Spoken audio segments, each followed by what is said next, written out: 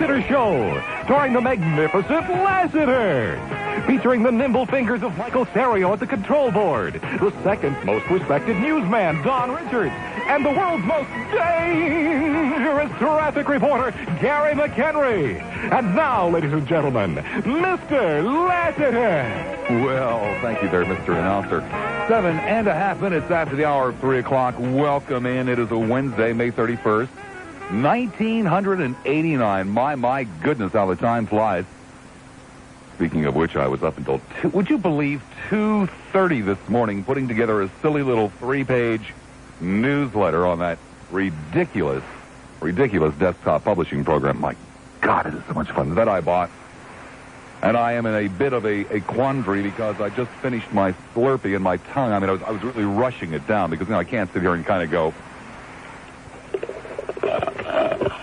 It just doesn't work. It kind of takes away from the mystique of the show. And so my tongue is a little bit frozen. So, if I'm lisping more than usual, that would be the reason for it. I'm here full of piss and vinegar this afternoon. I think it's time that you guys got full of it, too. I am sick and tired of limp-wristed shows, especially discussing issues like prayer in public and abortion, where people who have been on the face of this earth for 30 years try to tell you they haven't made up their minds on it yet. Well, I don't know. My mother might be listening, and, maybe she wouldn't approve of what I think. She'd get out of the business if that's what you're afraid of, but that's neither here nor there. Listening this morning, I heard one of the ancient old cop-outs from a caller.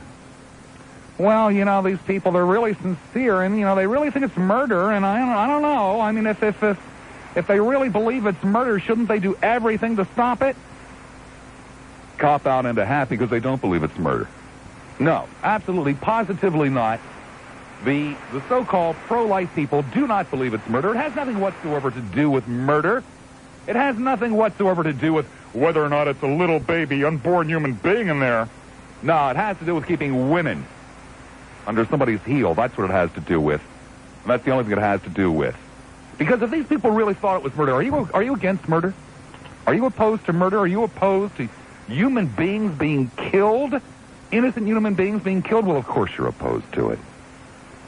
Virtually everybody is, except the people who kill them. The Bundys, those kinds of characters. And as a human being yourself who is opposed to murder, would you be opposed to stopping a murderer dead in his tracks from using any force whatsoever? I mean, if you saw somebody being murdered, wouldn't you pick up the nearest object and clobber the murderer over the head, or stab him, or shoot him, or do something to stop him? I mean, you certainly wouldn't just trespass on his front lawn and hold up a sign saying, "Please stop murdering." No, if you thought that somebody was really being murdered, you'd do what you had to stop them, not trespass. Well, these people, they really believe it's murder. I mean, shouldn't they do everything to stop it? Yeah, they should do everything to stop it if they thought it was murder. If abortion is murder, and if an abortionist is a murderer, why, there certainly isn't a court in the land that would hold you responsible if you were to take his life to prevent the murder or the continued murders. Is there? Of course not.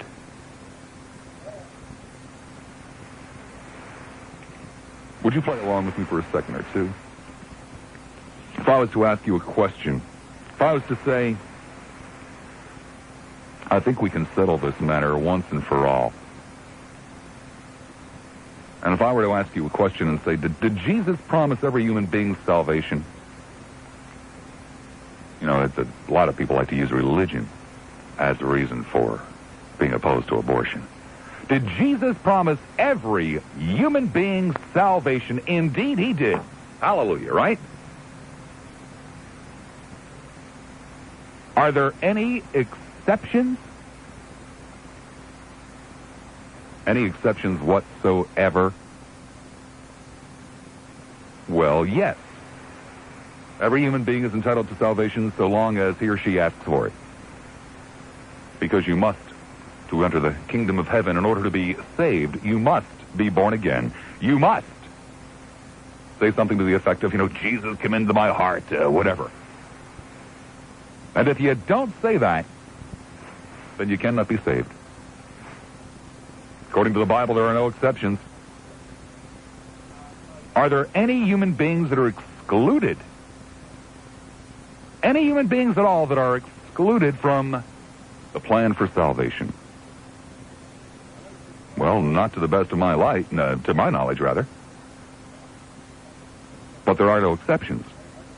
A human being can only be saved when a human being asks for salvation. So let's let Jesus answer this question once and for all. I mean, can a dog be saved?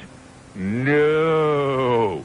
Is it because Jesus has something against dogs? Well, no, but dogs can't read the Bible. Dogs can't ask for salvation, I suppose. I guess, if you read the Bible, and if you could find a talking dog that said, Jesus, let me in, I give you my life, I'm born again, then I guess that the dog would be saved. Can birds be saved? I think not, again, for pretty much the same reason.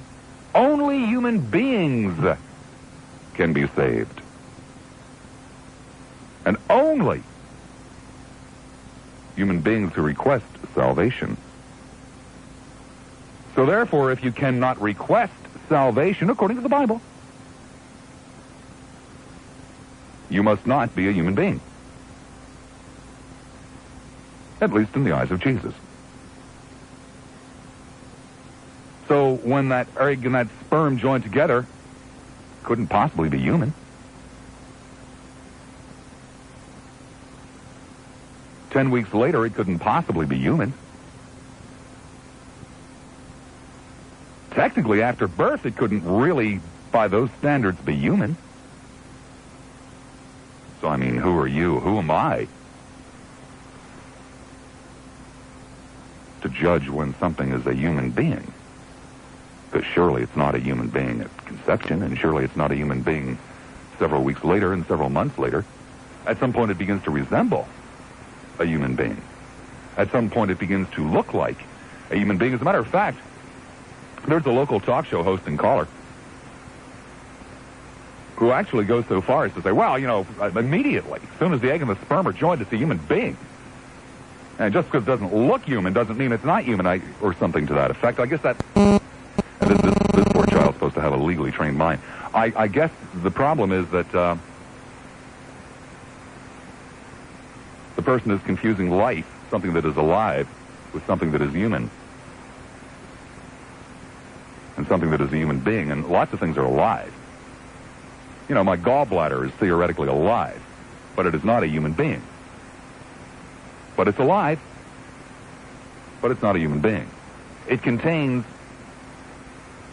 various different traces of human flesh and human genes and probably, DNA, whatever the hell it is.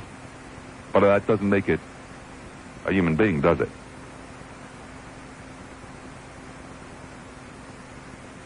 Something else I wanted to talk to you about today. Again, with a little bit of piss and a little bit of vinegar, because you guys just had enough of it recently. I want to talk to you about that lousy, that miserable Supreme Court decision denying prayer before sporting events and things like that.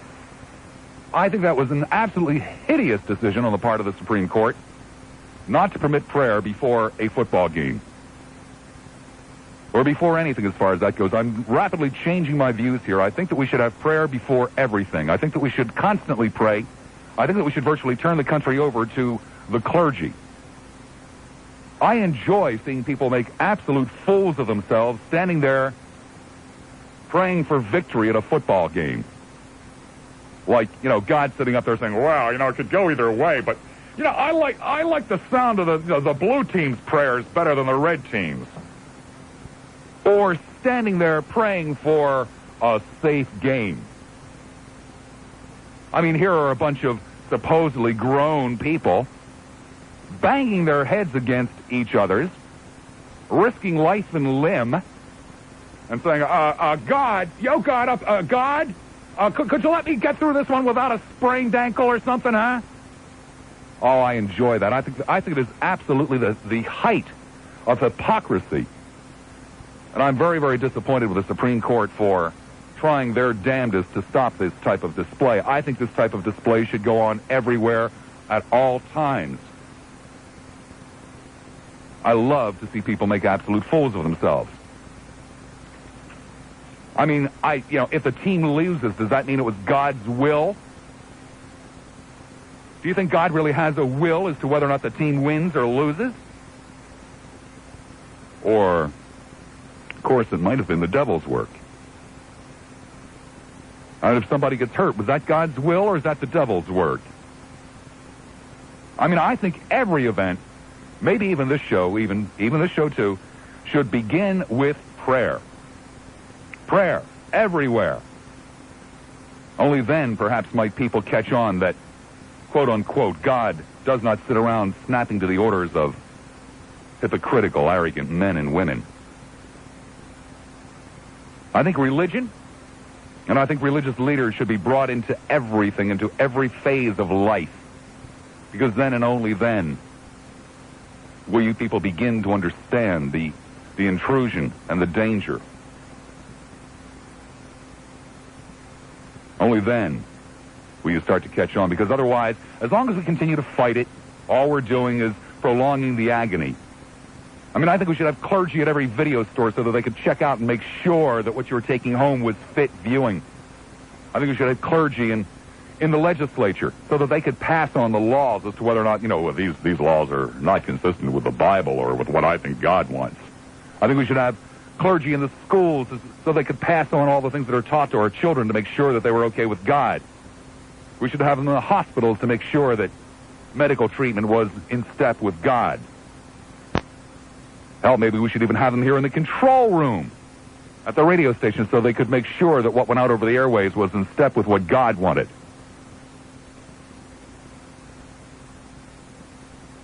I mean, are you with me or against me on this one, huh?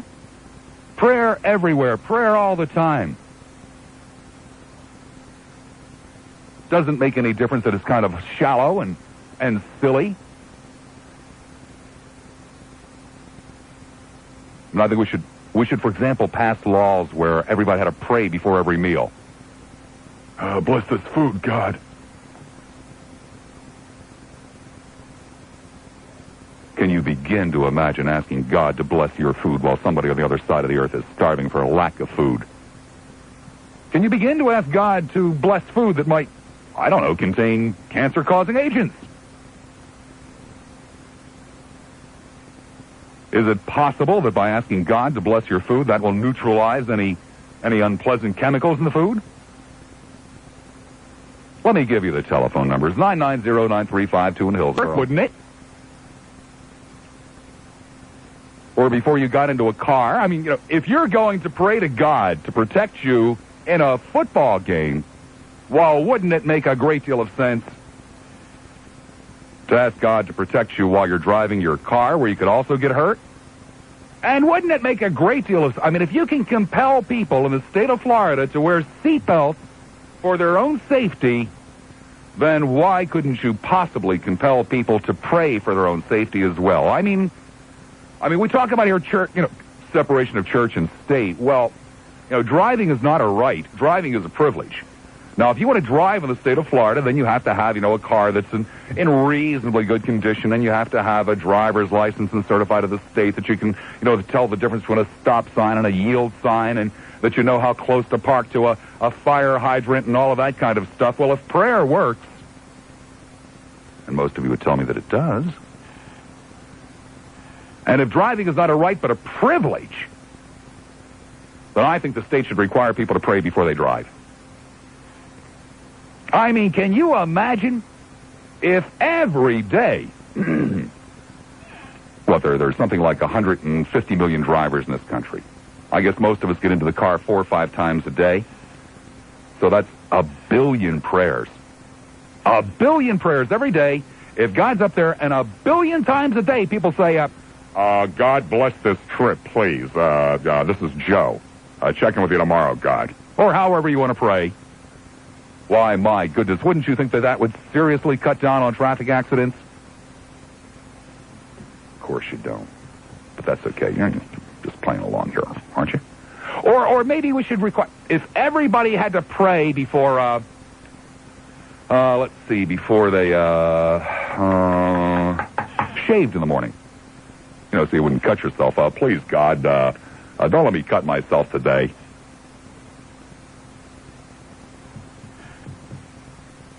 If you had to pray before everything, before, like maybe we would, maybe we should be required by the FCC or somebody to pray before every show so that stupid callers don't get on.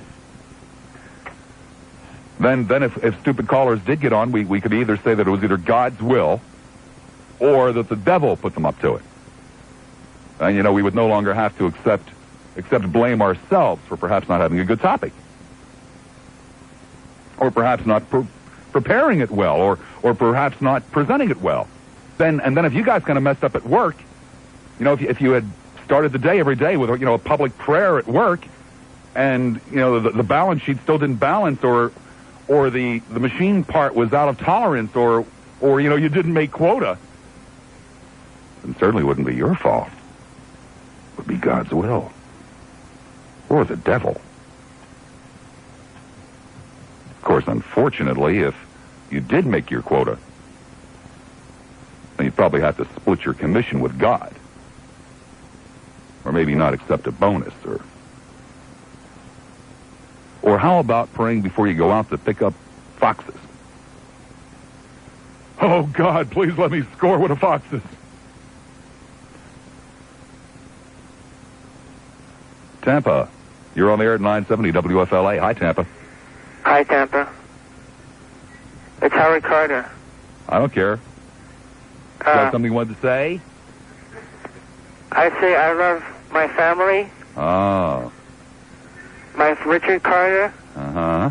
And James Carter. Uh-huh. And I'm in a mental hospital now. Oh. I'm in Tampa, and I'm going to go to work. Great. I tried for unemployment, but they won't put me on. Okay. Do you remember an Edward Buchanan? No. He called you, and I was there. Great. I'm your first caller. Uh-huh. I come from the island of Barbados in the West Indies. Oh, that's great. Tampa, you're on the air at 970 WFLA. Hi. Hi. How you doing? Great. Good. I was just calling to say that the things that go on around life, I don't think it has anything to do with whether you pray or not. It's just going to happen to you either way. Well, most people say they believe in prayer. Don't you ever pray? I pray, but nothing ever happens. Well, why do you keep praying? I don't no more. Oh. See? Well, certainly some good things have happened in your life. Yeah, but not because I prayed for it. How can you be sure about that? Because I never prayed for it. Oh.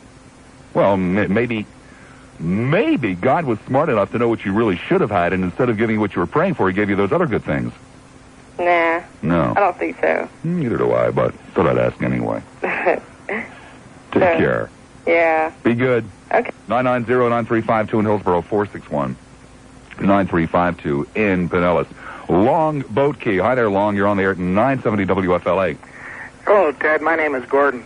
On the way home, I was... George, my name is Bob. Okay. Oh, okay. Anyway, on the way home, I was listening to your earlier subject on I didn't have an earlier subject. Pardon? I didn't have an earlier subject. Oh, okay. That was Ted Webb's show. I'm sorry. Yeah, a lot of people get Ted and I mixed up. Yeah, I got the voice mixed up. Well, all right. I'm sorry. I'll let somebody else on the line. Okay. Bye-bye. He's going to let somebody else on the line. No, sir. I'm going to let somebody else on the line. 990-9352 in Hillsborough, 461-9352 in Pinellas. Tampa, you're on the air at 970 WFLA. Hello. Hi. Bob, how you doing? Fine. I say if these people want to pray, let them pray.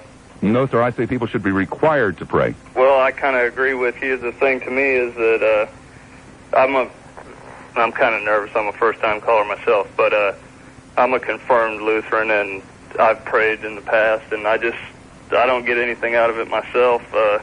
I'm not so sure that I believe in God.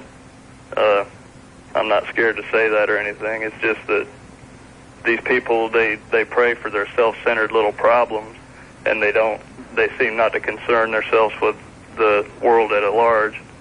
And to me, that's the thing that needs to be taken care of is worldwide problems, and not, whether they're going to get in a wreck on the way to work and stuff like that. So I basically agree with what you have to say.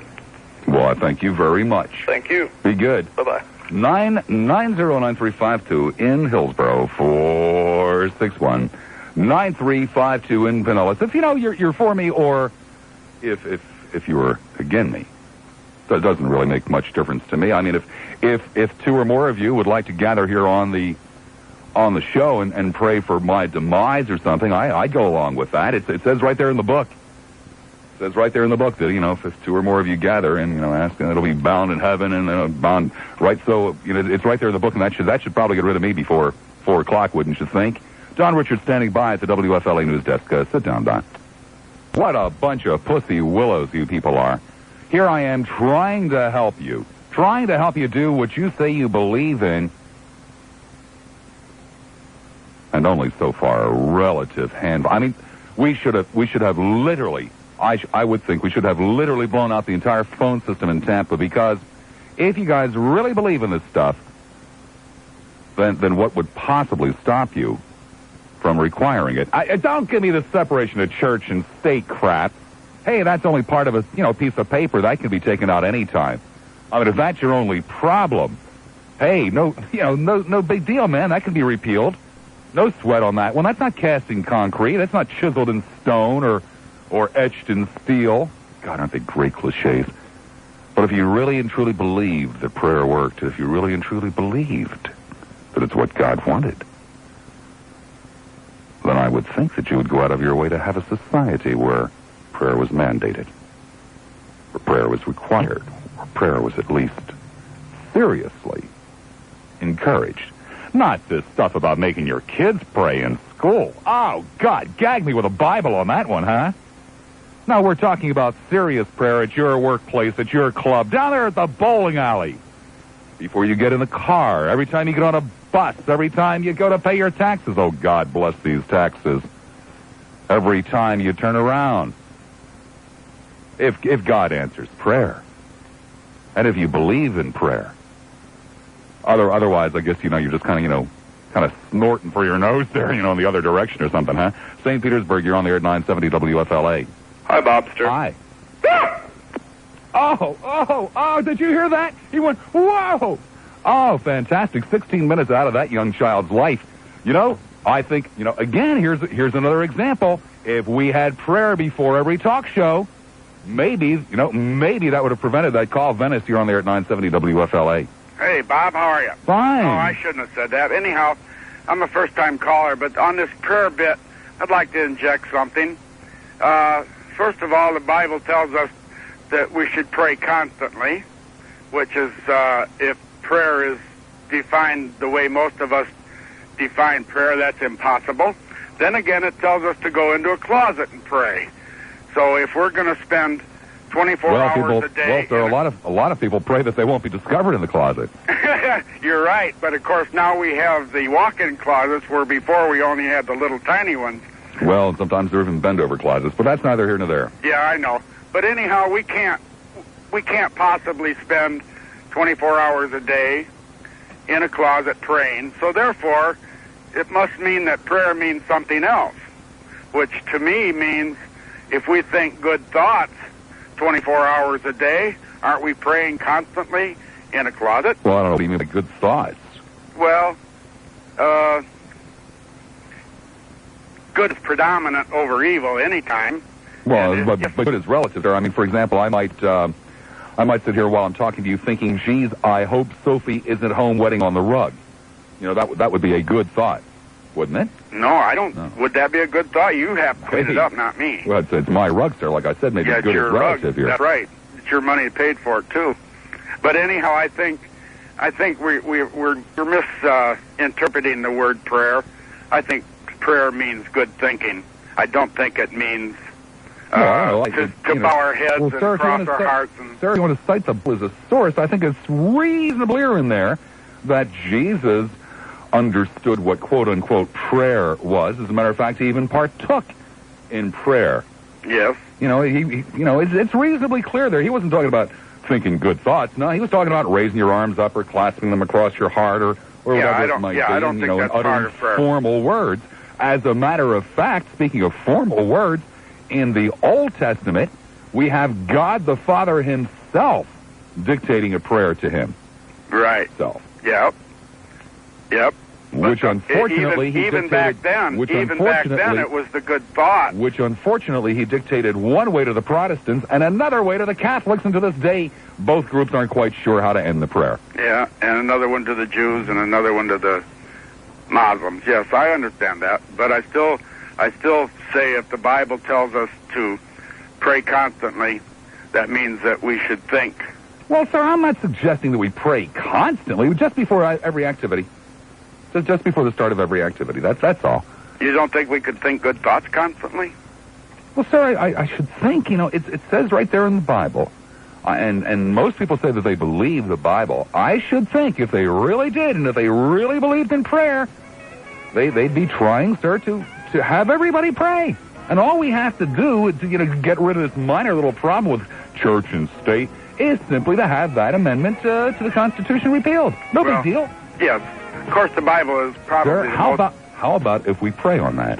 I think we should pray constantly. Thank you, sir. I pray I shall return.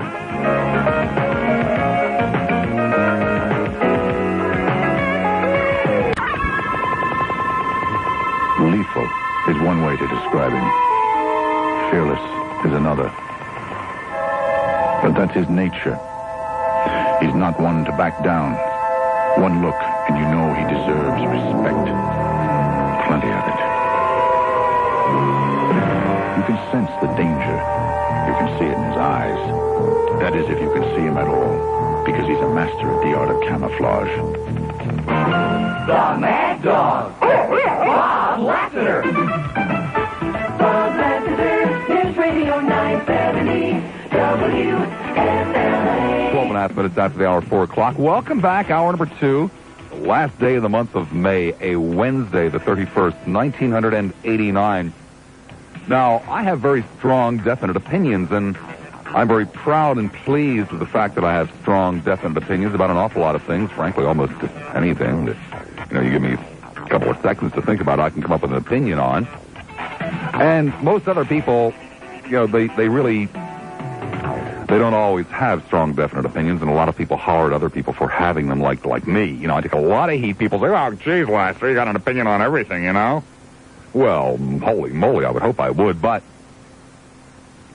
an opinion is just that. I understand what an opinion is. It doesn't necessarily mean I'm right or I'm wrong. It's just the way I feel, and that in a lot of cases I am willing to listen. I actually encourage a good argument in a position that is opposed to mine, because it helps me to reevaluate myself. It also, frankly, sometimes helps me to reinforce my opinions. And I have some opinions on things like religion, God, prayer, etc., etc. I do not subscribe to the God of the Bible because, without going into any great detail, I just don't believe that there's a God who sends people out to rape and plunder and pillage. And I don't really, believe that there's a mean God and a stingy God and a jealous God. And, I just, it's not my thing, so I don't necessarily subscribe to that. And I sure as hell don't subscribe to organized religion, but subscribe to any type of organization. And I don't subscribe to, things like prayer, asking God for a better job or, come on, not when there's still cancer and AIDS. And so I don't believe, as other people do, in those things. However, I don't know for sure that there isn't a God who, send people out to rape and plunder and pillage and bring home the virgins. I don't know for sure that there isn't. I suspect that there isn't. And I don't know for sure that he doesn't actually favor some kind of ridiculous organized religion, where they wear a lot of silly hats or dance around in the middle of the floor. I don't know what he wants. And I don't know for sure that he doesn't answer prayer. But almost everybody else in this country, without exception, at least when they're talking to you, tell you that they do believe in the Bible, that they do believe in God, that they do believe in religion, and that they do believe in prayer. And virtually without exception, they will say that these are not debatable points. Well, I should think that if you really did believe in those things, then you would want your nation, yourself, your family to spend virtually its entire day in worship and praise and prayer. If God listens to prayer, then pray to him. But don't pray for these silly things. Oh, God, I hope the store is still open by the time I get there. No, no, no. Pray for things that matter. Oh, God, I hope we turn a profit today. Exactly. Precisely. Start every day at work with a prayer. All you guys want to do is make some poor little innocent kids that are more interested in thinking about baseball and girls and boys, make them pray. Make them start their day with prayer. No. Start your day with prayer. Require it clear across the board. End your day with prayer. Begin the middle of your day with prayer. Pray over food. Pray over bowling. Pray over everything. If it makes sense to pray before the beginning of a football game, then it makes sense to pray before the beginning of anything. If it makes sense to pray for a safe football game without any injuries, then it makes sense to pray for a safe day without any injuries. Doesn't it? I mean, like, at a construction site, very, very high incidence of injury and Clearwater. Hi, Clear. You're on the air at 970 WFLA. Hello. Yes, hello. I am really surprised to hear someone like you. I really didn't call for an argument, but I just called to make a few statements, okay? Uh-huh. I called to say that... Did you ask God, by the way, for, that you'd be able to get away without an argument? Did you pray for that? Will you just shut up and let me say what I'm going to say? Shut up. Oh, okay. The thing of it is, you were saying about praying before everything. As a matter of fact, I do think that we should pray before all things. A lot of people... Did you pray before you made the call? Silently, yes, I did. I prayed God to give me strength to get through this conversation. But the thing of it is you're saying we should pray before everything, every little thing. A lot of people who don't know the Lord cannot pray because they don't know this fellowship. No, to hell with them. Excuse me? To hell with them. I mean, just wouldn't you go along with me that people should be required to pray? No, they pray because they want to. Oh, that's a bunch of bunk. No, people should be required to pray. If prayer works, I mean, can you imagine how much money we could save? If, for example, we could ask God not to injure construction workers, or we could ask God not to let girls get pregnant before they're married, or we could save tremendous amounts of money, which of course could then be used to partially to do Lord's work and things like that. So I think people should be required to pray. Well, let me say something. Of course, you don't believe in prayer, do you? Yes, I do, but you can't pray because you don't believe in God. If you believed in prayer, then you'd want all of these things I'm asking for. But you can't pray because you don't believe in God. Lady, now you're trying to insult me. No, I think you're a very rude and obnoxious person. Rude and obnoxious. And I feel sorry for you, but I am going to pray for you. Well, hey, lady, your prayers didn't do any good getting you on the show, did they? Because your prayers don't work, lady. And the reason you don't want to require everybody else to pray is because you know that their prayers don't work either. But you're just too obstinate to admit it. And then, of course, showing what a great Christian you are, you attempt to insult me. You attempt to call me names. And now you're praying that I'll go to hell and rot in the lake of fire. You're not praying for my salvation, madam. You're not praying that I see the light. You're praying that I be punished. You're praying that I lose my job. You're praying that the devil come down and bite my wang-dang doodle off or something like that. That's what you're praying for, madam. I pray that Gary McHenry's ready. Yes, a man more close to the heavens than... Hi, Bob. I am. Hi, Gar. I feel sorry for you, too, Bob. What's the problem, Gar? I just figured I'd throw in my sorrow. Everybody else feels sorry for you. Yeah, Gary, I think your sorrow is a little different than most people's sorrow. Most people don't have, the sex fox. Yeah, the fox fetching. Better be careful there. Yes, I really should. The fox fetching problems and sorrows that you have. In the dictionary under sorrow, they have my picture. You know, Gary, I really am glad I decided to call them foxes instead of ducks. Yes, me too, Bob. I've enjoyed the job. Traffic along Hillsborough Avenue, all messed up at Benjamin Road. That's going to be the headache. You're on the air at 970 WFLA. Hello, Bobster? Yeah. Oh, that's twice he did it. Oh, my God. Twice in one day, he called up and said, hello, Bobster. Whoa. Boy, oh, boy. What a fantastic, that young man is really off to a fantastic quick start on life. He has twice now called the Bob Lassiter Show and go, hello, Bobster. Whoa. It probably has some very, very special meaning to a bunch of very insignificant people that he hangs around with. Sarasota, you're on the air at 970 WFLA. Hi, Bob. Hi, Sarah. I'm not going to go, woo, okay? Oh. Well, I just did, but I won't do it again. Well, come on, let's both do it. Okay, ready? Whoa. Ooh, that was fun, Oh, wasn't it it? gives me goosebumps. Yeah. Where I shouldn't have them. Great show today. Pure radio genius. Let's see. I think I can take care of this prayer situation in one big step. Oh, okay. Okay, here we go. Dear Lord, this is just one prayer, but it's a big one, so please listen up real close. Oh, okay. Please, please, please, we beseech thee, watch over everybody, everywhere, in everything they do, all the time, forever. Amen. There, now we're all taken care of. Whoa. Yeah, I know, I huh? wonder why nobody ever... I've never heard that prayer prayed before. I wonder why no one ever... Billions upon billions of people over thousands upon thousands of years, and I never heard anybody pray that prayer before. Yeah, now I've taken care of everybody in the whole world forever. Whoa, I guess guy can retire now. Yeah. He can, well, I don't know what he's going to do now. Yeah. Yeah. Son of a gun. Oh, well. Well, let's sit back and see if it works. Yeah. Have a good afternoon, Bob. You too. Goodbye. 990-9352 in Hillsborough, 461-9352 in the other place. Largo. Hi, Larg. You're on the air at 970 WFLA. Yeah, hi. Is that Bob? Yep. Yeah, I was just calling on the matter of the abortion.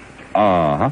Yeah, I always find it so strange why you fellas believe that it's not a human life that's being taken there. Well, I think I've discussed that a number of times. If you'd like, I'd be delighted to put you on hold and discuss it with you, particularly one-on-one, up close and personal after the news, okay? All right. All right, on hold he goes. Can't begin to imagine why he hasn't heard anything that's been said. He listens constantly.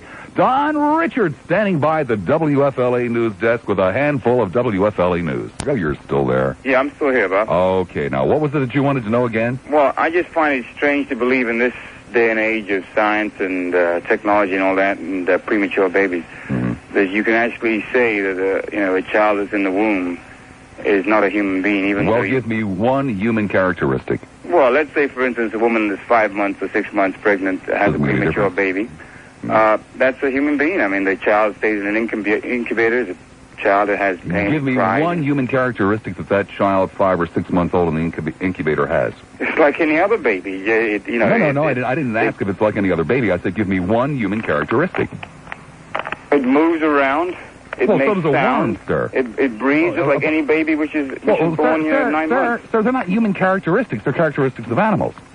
Well, human beings and animals, in that sense, are pretty similar. Well, right. So give me one human characteristic that the child has. I've already told you, the same as a newborn baby. Sir, you gave me the characteristics of a worm.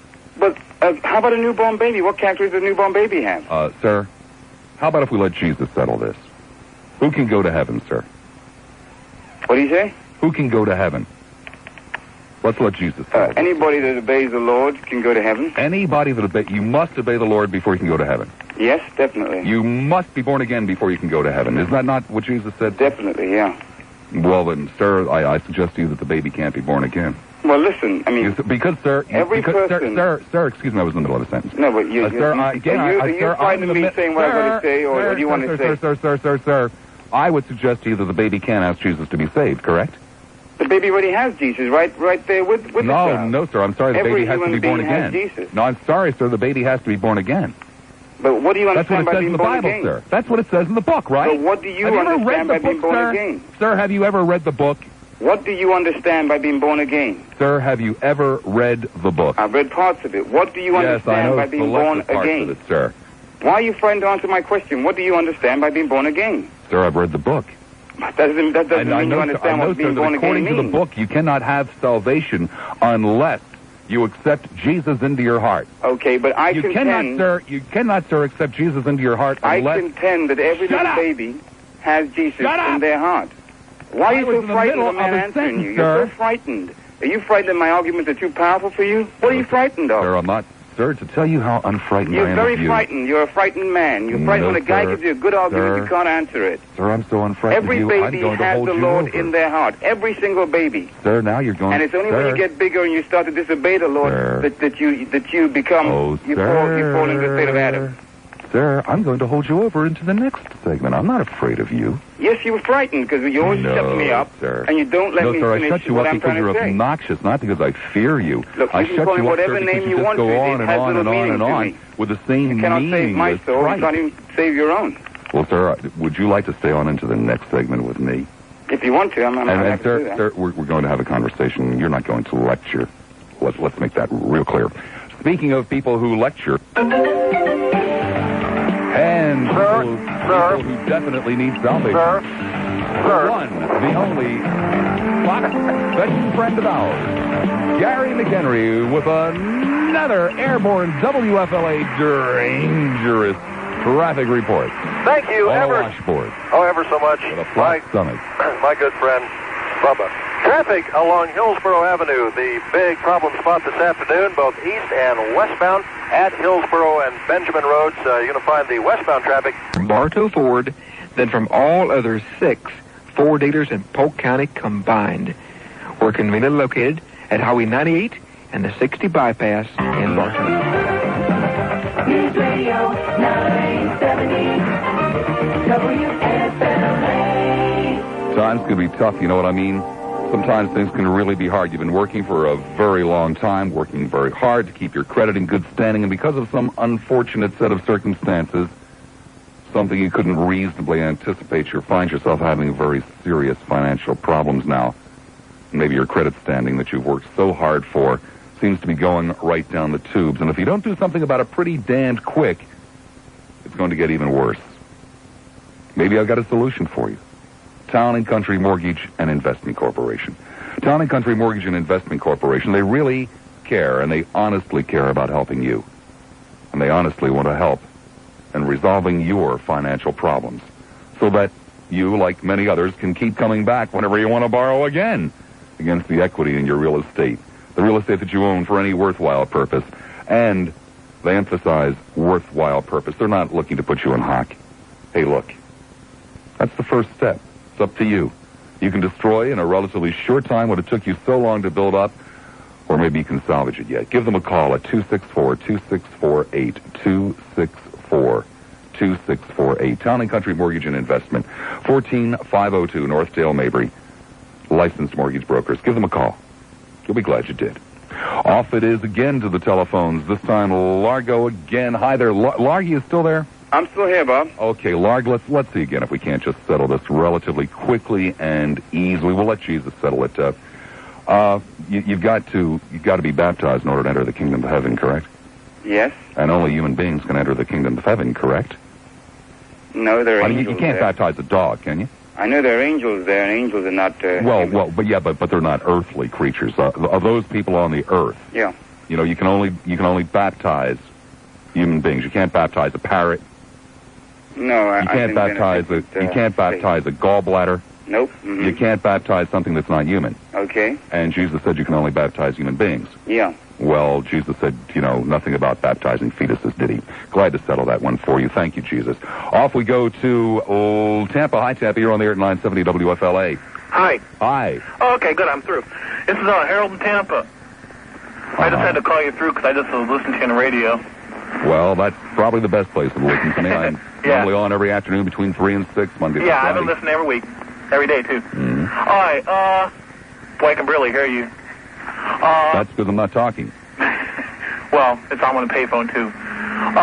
Your question today was about prayer before everything we do? Yeah.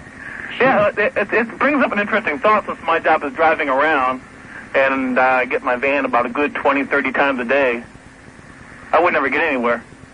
Well, it doesn't have to be a long prayer, does it? Yeah. Well, but you see, if you really believed in prayer, then you would consider praying before every time you got in your van.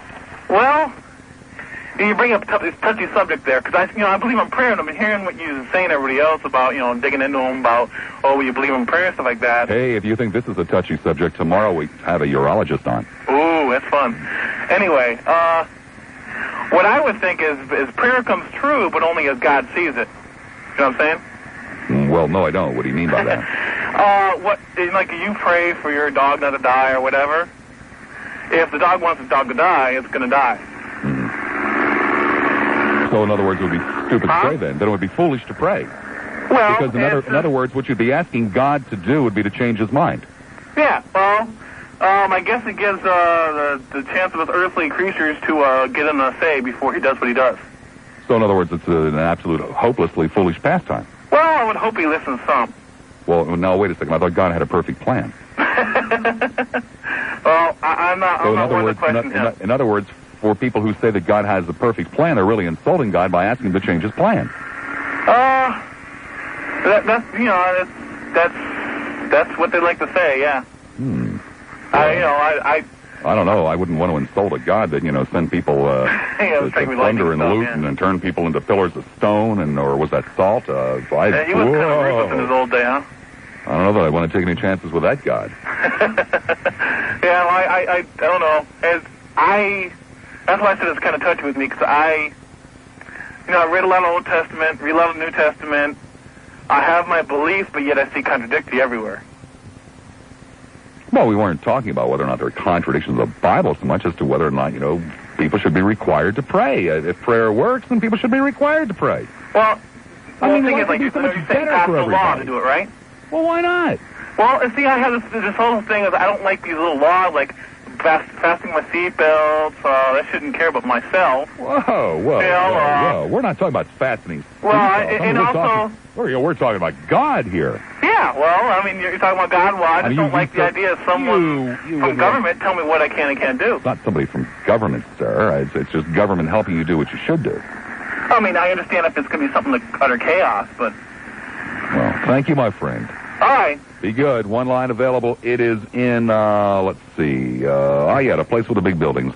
990-9352. 990-WFLA. Don Richards, speaking of big buildings, standing so much. I don't think that if we brought members from our own sales staff up to the production room and faked a spot for me, with people pretending to be, in love with me, common people on the street, that we could do any better than that. I am just green with envy. Plant City Plants, you're on the air at 970 WFLA. I agree with you, Bob. Well, thank you, sir. Going back to the issue, let's start out with the prayer issue. I think that's a choice that someone has to make for themselves. I don't think that somebody getting up there and saying a prayer, say, for instance, in this newest ruling at the ball games, is actually going to change anything, because what was it written, that if you're gathered in my name? Well, actually, they're not gathered in the name. And maybe that's actually maybe nullifying it. I believe on prayer on a personal level, maybe silent. I'm a very religious person, I might say. I believe in God, whatever his name may be. I believe in the Jesus concept. And let's see. Now, wait a second here. Okay. Please, without my being facetious or smart aleck or anything else. If you truly believed, and I would have all the respect in the world for you. It's not going to change my opinion of you if you believe or you don't believe, because that's not how I base my opinions. Okay. If you truly believed that prayer and God were very real elements, it seems to me that you would want to do everything in your power to encourage people to beseech God to make this a better place to live, to make it a safer place, a happier place, et cetera, et cetera. Certainly, but I believe that all starts at the grassroots levels with whatever I do, my actions. And I'm not quite sure if the most evil of people pray that they're not going to die in the electric chair when they're sentenced the next day. That's not going to change, per se, what they're going to do. Did it ever dawn on you that God has said he will forgive that evil person about to die in the electric chair and all the person? Absolutely. God, forgive me. Absolutely. But God never restores the people that were sinned against? Sure he has. No, sir, I beg your pardon. If somebody's about to die in the electric chair for killing someone, they can be forgiven and be with God that very day in heaven, but God never restores the person that was sinned against. He'd never restore them again? Well, no, they're not going to be brought back to life. Okay, well, I've studied some of the Jehovah's Witnesses believe that. I mean, one particular people do. They do believe that no matter what you've done, Of course, they believe in a different concept that the earth is going to be brought back, and well, actually, just like all these aborted babies are going to be back Christians someday. believe that there is but one unforgivable sin, blasphemy. That every other sin can be forgiven simply by saying, God, I'm sorry. Right. I agree with you. But God is such a great guy, he forgives sinners, but he doesn't restore those people who are sinned against. But if I steal your lawnmower, I have committed a sin, I can go home tonight still with your lawnmower and say, oh, God, please forgive me, and God will say, well, okay, Lassiter, but he ain't going to give you your lawnmower back. Right. Well, that's... we all stand around and praise God for being so merciful. You're still without your lawnmower. Exactly. I agree with you. So I was just speaking from a personal level as far as about the prayer subject, and I believe it works to a certain extent. For instance, back in the wartime when they prayed the Protestant leaders and Catholic leaders, and I'm not picking any religion, I'm just, from my observations, they prayed each side now to go and kill the people. Right. Well, it worked. I mean, they went and killed each other, and yet they were brothers. So, on that respect, I mean... Well, no, I beg your pardon, sir. A lot of people say God answered prayer because, America was victorious. After, 30, 40, 50 million deaths? Sure. God answered the prayers. Right. Thank God, only 40 million people died. Right. It makes a lot of sense, doesn't it, sometimes? Thank you very much, my friend. All righty. And on the abortion? Yeah.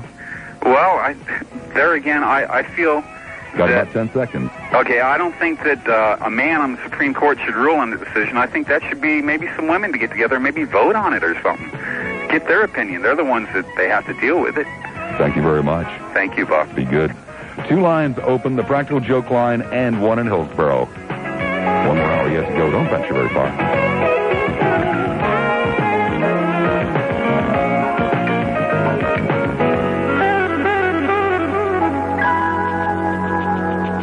Back to the lake. Oh, God, in your name today. I know you, God, by yourself, you hear and answers prayer.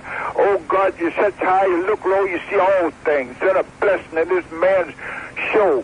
Put a blessing in his show. Oh, God, in his business. Touch his mind, body, and soul. Give him strength. Oh, God, you said as your days, so shall your strength be. Bless him in his business. Oh, God, in your name today. Touch his mind, body, and soul. Bless him spiritual, bless him finance. Oh, God, in your name today. Bless him now in Jesus' name. Amen. Bob Lassiter, News Radio 970, WFLA. Michael, I'm sitting here. You were there that night. That, by the way, for the benefit of those of you listening, was Master Daniel.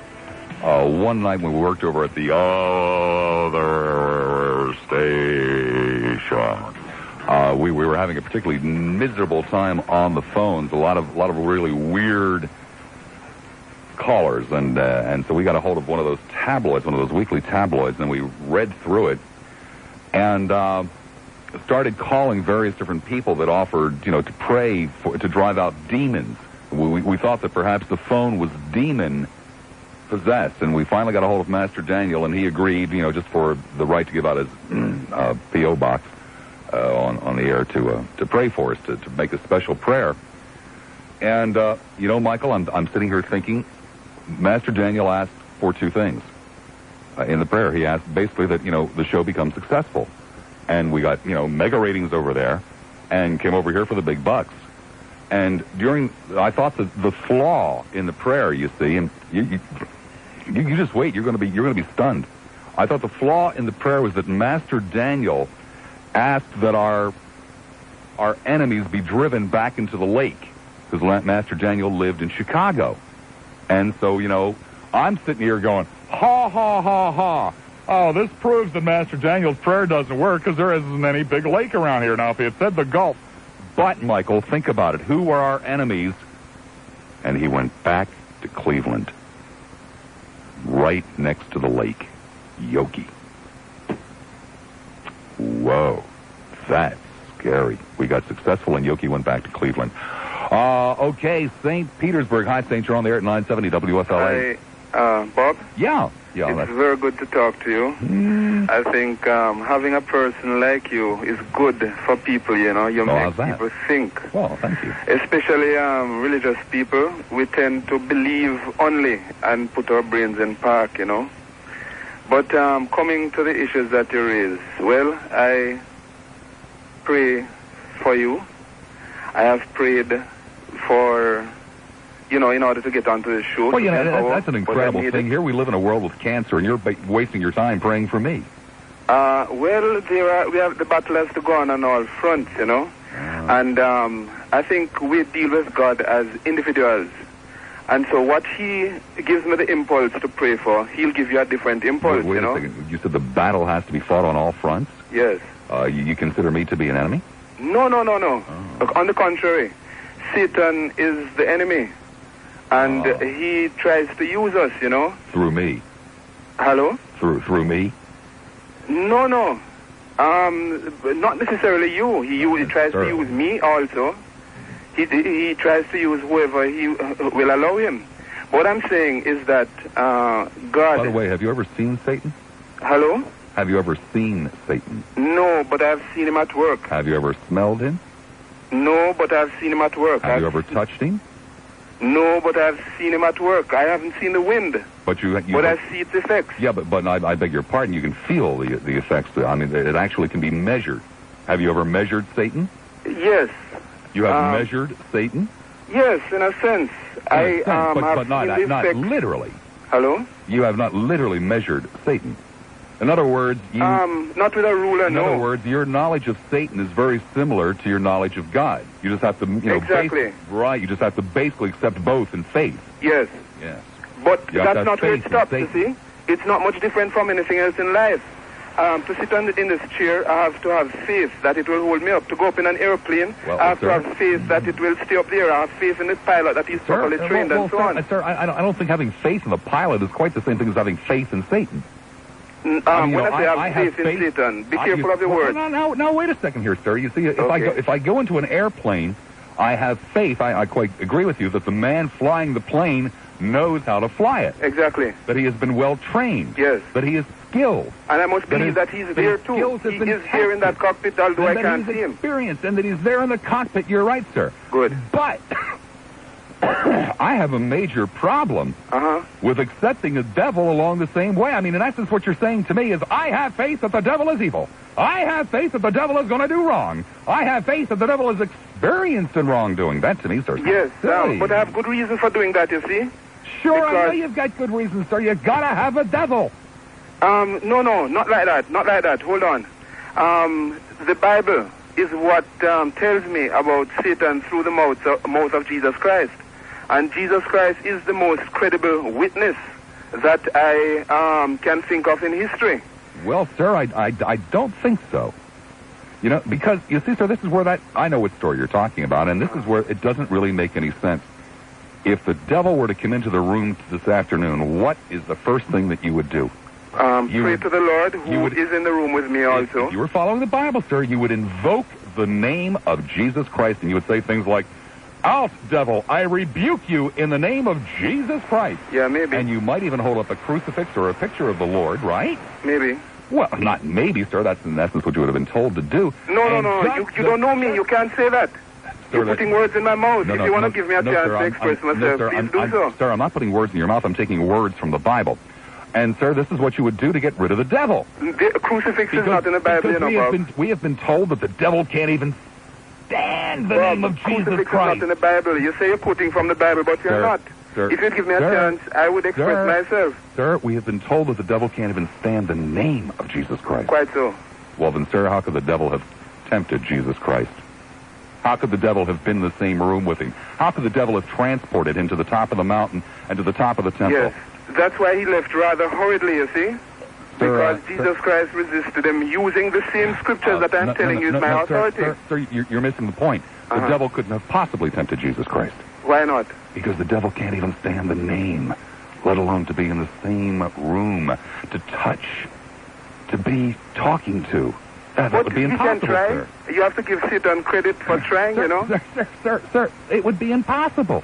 Why? If you can drive Satan out simply by invoking the name of Jesus Christ, then Satan couldn't have possibly tempted Jesus because he would have had to be there. Yeah, he would have had to look at him face to face. He would have had to talk to him, sir. It's not Aladdin rubbing his magic lamp, It's a fight, like a wrestling match. And the stronger man wins, but they have to grapple together. Sir, no, that's impossible. Because, you see, Jesus is all good and Satan is all bad. And we have been told, sir, that Satan couldn't possibly be around something that was all good. Okay, I heard your point, but you're not giving much chance to make mine, and I want to say something about the abortion issue also. Oh, really? You hadn't mentioned that. Yeah. You were the one, sir, that started talking about prayer. You didn't say anything about abortion when you called. I can give you may about I a say half a something about minute. it, please? I can give you about a half a minute, and that's it. Okay, I have a little baby. She was born at 7 months. And so for those 2 months that we had her... Sir, I'm not kidding about the 30 seconds. She is a person. The only difference is that she's outside of the womb. So that shows that if we had killed her, then we would have been committing murder because she's a person. Sir, no, I'm sorry. She couldn't have existed outside of the womb before she was born. Well, she came out of the womb 2 months before she was due. Well, sir, maybe she did, but that still has, what does that say? That says that if I had killed her, if she had not come out of the womb and I had killed her, I would have been committing murder. Oh. And that it is condoned across the nation is really sick, is a nation killing babies. Nation killing babies that don't exist. A nation killing babies that don't exist. Hello? I said a nation killing babies that don't exist. But they do exist. You asked a person previously, you compared a baby to a worm. Two human beings don't have a worm. Two human beings have a baby. Excuse me, sir? Yes, sir. There's something like 2% of the abortions in this country take place after the 5th month. And speaking of after the 5th month, Gary McHenry with a bronze report on washboards with a lot of traffic in it, and they're from up in the air where it's dangerous. A monstrous backup today. Oh, I love it. A monstrous mess. A nightmare of traffic. He's finally catching on, Mikey. Yeah, boy, it's hell. With billowing fumes of, fumes of, fumes. Exhaust fumes. Yeah. Traffic. People passing out from all the fumes. And you can only hear about it at News Radio 970 WFLA because the other stations don't have the balls to report it. That's right. Well, I think I hurt myself. Traffic along Hillsborough Avenue and Benjamin Road. The reason for all of the mess, trying to get into town. Dunedin, Dunn, you're on the air at 970 WFLA. Hello? Yes, hello there, Dunn. This is Grace. Well, you see, we don't use names on the show. Sorry. We just use little clippets of the towns. I wasn't sure if I was on. Like Speedy for St. Petersburg, Dunn for Dunedin, that kind of thing. Okay. I've just finished writing a book that makes your prayers work about 90% of the time. I'd like to send it to you. I don't believe in prayer, ma'am. Well, this isn't exactly what you would call prayer. Mm-hmm. It's done when you're asleep with a tape recorder. And I have testimonials in the back. You mean, for example, you record things on there like, please God cure cancer, you put it on a tape recorder and go to sleep? It won't work that way. Oh. You don't say please, you say I am now cured of the cancer. No, I wasn't referring to your own cancer. I was cancer in general. In general. If I thought that God would cure cancer, I wouldn't pray for the cure of my own cancer. I would pray for the cure of cancer, period. See, if I truly believed that God answered prayer and I had cancer, you see, I would... The way I think is I would say, well, holy moly here, so to speak. If God can cure cancer, period, then they can cure mine as well as all of the others. So I wouldn't ask just that God cure mine. I would ask for a cure for cancer, period. You have to have at least 10 people to do anything work like that. Oh, well, I would think there would be a piece of cake also, to get 10 people together to say, hey, let's cure cancer and pray for it. I've done some work in the weather, too. On the weather? But there is a treatment that was done for a woman with cancer. Have you, prayed for an end to the drought? I certainly did. And that must have been one of the 10% that didn't work. Steadily. So I'm saying that must have been part of the 10% of the time that it doesn't work. That's possible, but it did during yesterday and the day before. Yeah, it's not exactly an end to the drought, ma'am. No, I know. I realize that. It's just a period of high humidity that passed by with some, thunder. Well, may I send it to you? Sure. Good. Sure, I get all kinds of... Then later I'll call you back up. Whoa, don't threaten me now. Oh, I wouldn't do that. Okay. Take care now. See, I'm not a Bible believer. Okay, that's good. Like you. Can I tell you something? If you can do it quickly. Quick, yeah. Okay, there's a man named Zechariah Sitchkin, and he's written 3 books predating the deluge, and he's got a awfully good explanation on how mankind evolved. So maybe you might want to read them. Okay. I'll include that the names of the books with the book. I'll look forward to it. Thank you. Take Bye-bye. care. Bye-bye. Hey, our policy's been always to put the wacky ones first. There's one line available. What do you mean wacky? I just was clearing my throat. Don't be so so judgmental in there on the other side of the glass, Mikey. I'd give her a 7. 9 at least. One line available in Hillsboro. That's the one with the big tall buildings. 990-9352. 990-WFLA. Don Richards standing by at the WFLA. You know what I mean, Bob. Well, yeah, I know exactly what you mean, sir. You're talking about other people interpreting what was said. I'm just telling you what's in there. Okay, I've read it. I don't know if it's accurate or inaccurate. I kind of suspect that it's highly inaccurate. Okay. Well, why don't I try and look this up and get into it a little bit more later? Oh, okay. But what about this, too, while you're on here? Go on. I was wondering if sometimes when you're, quoting from the Bible or paraphrasing, whatever, if you could perhaps sometimes mention, for our benefit, what areas of the Bible or chapter and verse and so forth. Well, I was just, never into what the Bible says in, James 22:7. It was just, that always. I'll leave that for the pros. Well, I wasn't trying to, to get you to defend your point that way, but it would help us to come back at you with, which I'm sure you don't want to help very much, but... Well, sir, if you believe in the book and the inerrancy of the book, I would strongly recommend. As a matter of fact, I'd say it behooves you to study it and become much more familiar with it than you apparently are. Well, I am fairly familiar with it, but I certainly don't know every word in it, just like anyone else doesn't. I mean, for example, I don't come in here and say, I firmly believe what's written in a book named XYZ if I'm not familiar with XYZ. I mean, that would be kind of silly for me to recommend XYZ if I hadn't read it. But you could believe in a part that you had read, even if you hadn't read the whole book, couldn't you? Well, no, sir. That I might have been taking something out of context. This is true.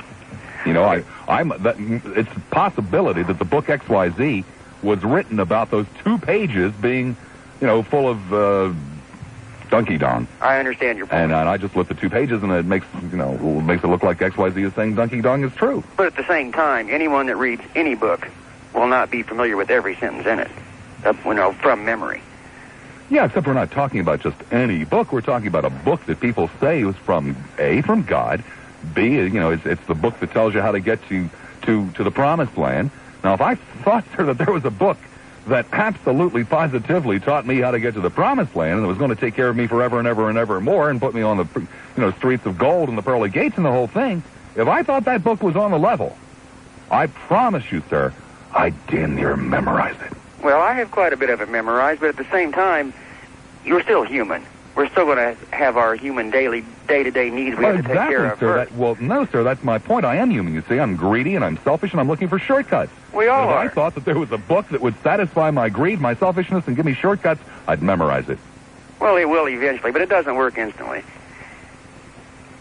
I got one more question. I'll let you go. Sure, what's that? Could you possibly give me what you consider to be human traits?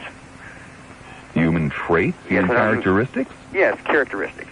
Ability to think, the ability to communicate, the ability to love, to show emotion, to deal in abstracts, to be capable of compassion, to be capable of creating something, of dissecting something, understanding something. These are all human characteristics. These are all things that other animals can't do. Okay. But does a newborn baby at 1 day old have those characteristics? Nope. So you're saying that a 1 day old baby is no more a human being than a fetus? Basically, yeah.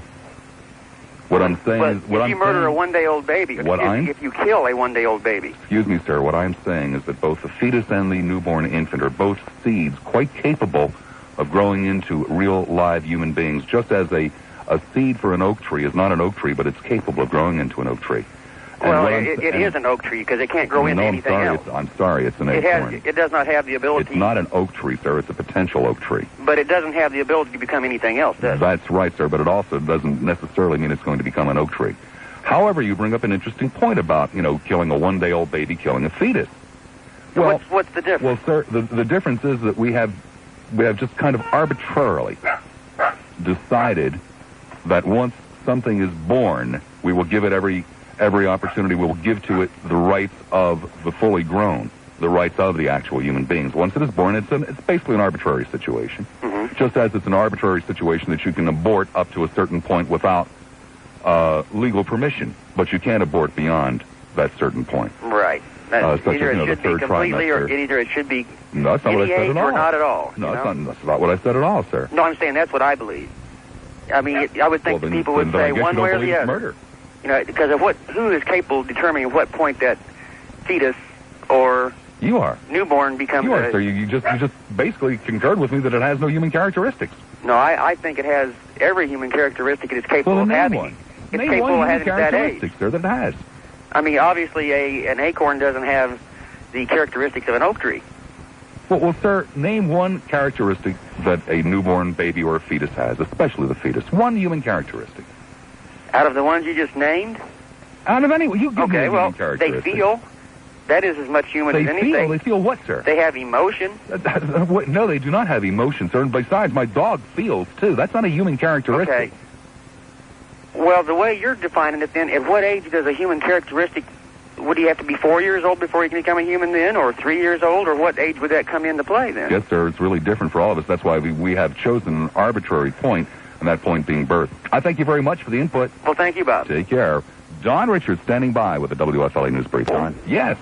It's been very interesting listening to all these views on prayers, and I just want to add that if it makes you feel better to pray, well, you go right ahead. What bothers me is the people who believe in religion, such as the Christians and the Muslims, they want to make me pray their prayers. And I don't believe in prayers. You may have heard about there are no atheists in foxholes, and this is not a true statement because I am an atheist and I've been in foxholes, I've been in combat, and I just don't believe in prayer.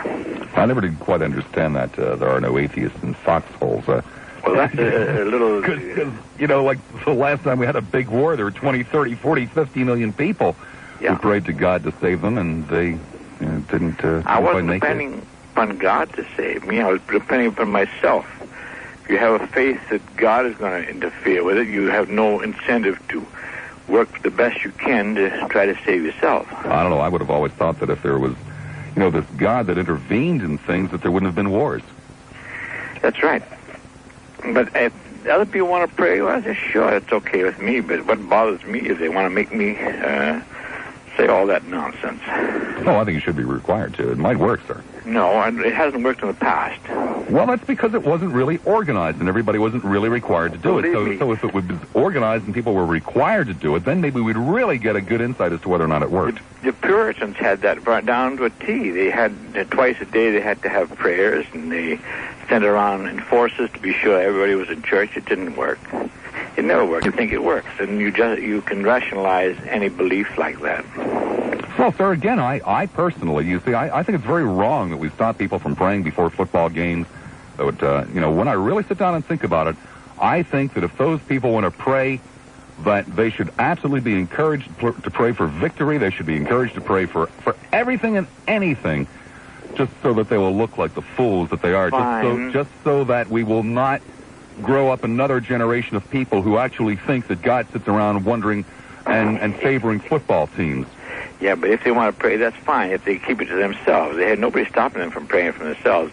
But to force other people through intimidation to have to put up with it is not fair. Well, sir, I would love to be known. If there was one possible thing that I could be known for, it is the man, or that would make me happy, it is the man who finally convinced America that God does not favor the blue team over the red team. Well, you know, God... And it doesn't do any good to ask him to. Just remember that God answers every single prayer. The only trouble is the answer is usually no. All right, thank you, sir. Okay, thank you. Take care. Off it is now to, let's make it Pinellas Park. There are always interesting calls. Hi, Pinellas. You're on there at 970 WFLA. Hello, Bob. Hi. It's not whoa. It's... Uh-huh. Okay, that's 3 times. 3 times the young man has sat there during the course of this program, and 3 times, which You know, I know a lot of you guys would really be hard on him and say, oh, you know, Lassiter, you should have dumped that out.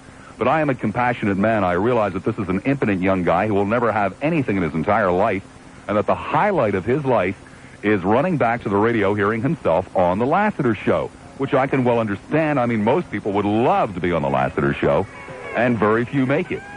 Unfortunately, you know, nobody's ever going to remember anything he said, but have compassion. Look, he's just a little pimply-faced jerk, okay? He's got a bunch of friends that are morons and idiots, and they sit around and think this stuff is really neat. Now, I know that you've got your life together, and you don't need this kind of stuff. You don't need to call up and go, whoa, whoa, whoa. So have some compassion for this kid, huh? Because tomorrow he's going to be forgotten about, and he's going to spend the rest of his life in the gutter. Jeez, you guys are hard on people.